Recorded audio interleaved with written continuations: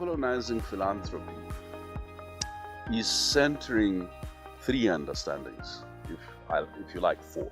Number one, that the mutuality of accountability and responsibility amongst human beings to each other is born out of this very fact, if you are an African, that I am because you are. We are because as a collective, it is not resources that cause me to complete your humanity. It is not possessions. It is not positions. It is the essence of our humanity that I'm able to mourn with you as you mourn, to rejoice with you as you rejoice. That's why poor people were never helped or treated as ones deserving of help in our community, because each poor person had a skill, they could render labor, or they could render love and other forms of support. So this solidarity, support, mutuality was key to our understanding. If you want to change from the idea that those who have positions and possessions are the ones in a position to help, or they are the ones who know how life works, to where you see life as an ecosystem, where what you have, I may not have. What I have, you may not have. That what I need is in you, and what you need is in me. You have a totally different conception of philanthropy. It is not top-down. It's creating this ecosystem of coexistence that's respectful to nature, to the environment, that's respectful to each other, that honors and dignifies and humanizes, and at the same time inspires, exhorts, and also challenges folks to aspire.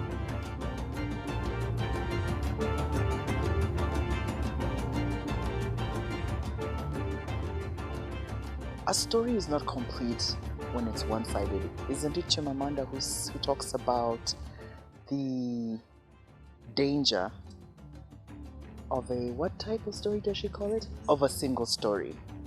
So if we think about African narratives in philanthropy, I think it's wise to remember those words. And so if we want to disrupt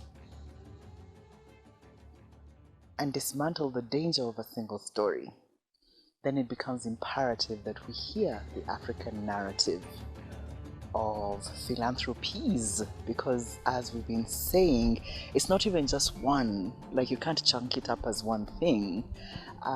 Maybe one thing in terms of its location, but in terms of its practice and praxis, I think it's from the philanthropy that's individual, that is collective, that is grant making, that is grant giving, that is high net worth, that is common network, that is treasure, time, talent, in order also to get its richness.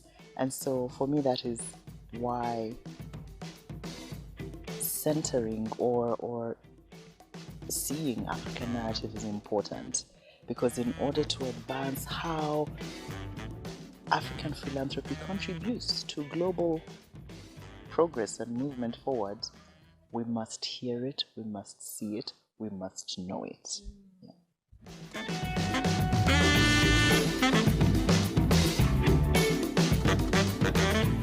And in Nigeria there's a very popular saying that you can't shave my hair in my absence. Meaning you really can talk about the African philanthropy without centering the discussion around the African and the African continent. So it is really about that, making sure that we put Africa at the forefront and the African at the center of whatever help we want to give and whatever solutions we think we want to proffer for problems in the continent.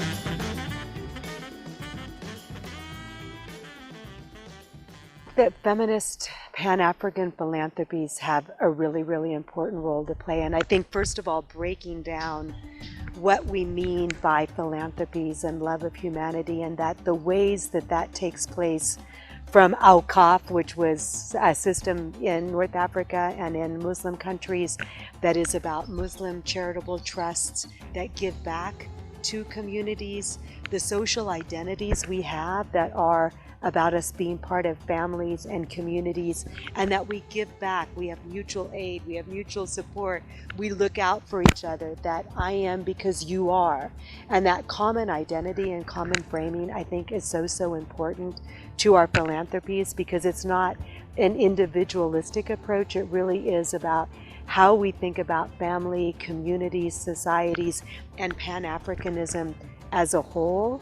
I think it's about narratives of beautiful futures, that we are creating worlds that are more just, that are more fair, that are more harmonious for ourselves, for our communities, and for our planet as a whole.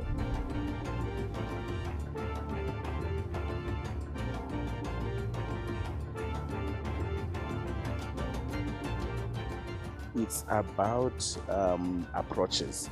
If you look at how we have continuously failed to resolve the most pressing challenges across the continent, but even globally, look at how the Millennium Development Goals came short, and even now the Sustainable Development Goals are threatened.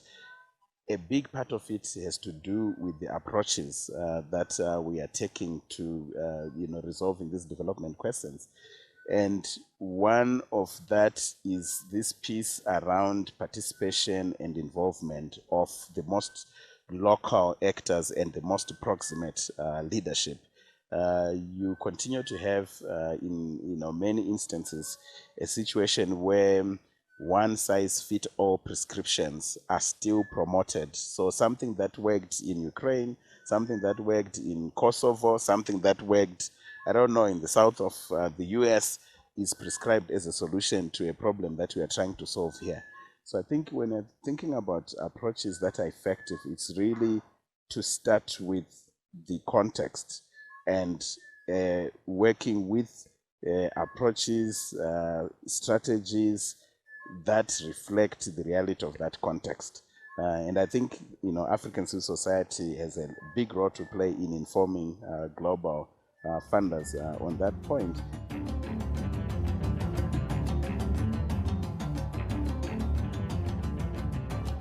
I don't want to say this, but the only way I know to say it is to recognize Africans as full human beings.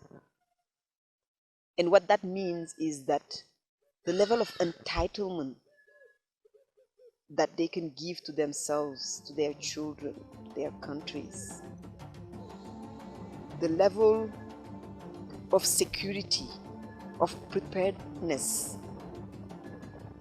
that we think is needed for human beings should apply to Africans.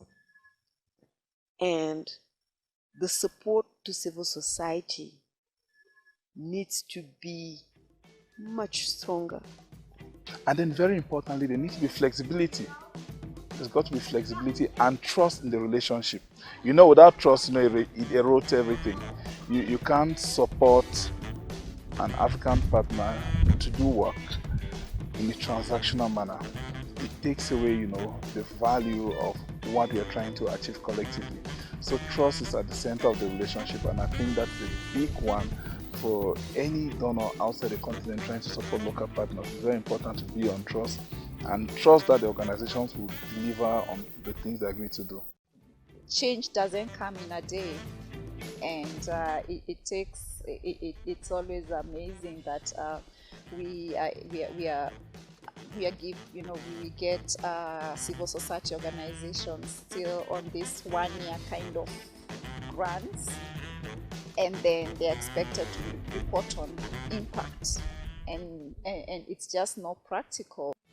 And share the vision every time. Let's keep sharing the vision with the groups that need it, because then we can really tell the African story. I think there needs to be a lot more intersection work between different types of people. Are we working with creatives and journalists and policymakers and advocacy activists?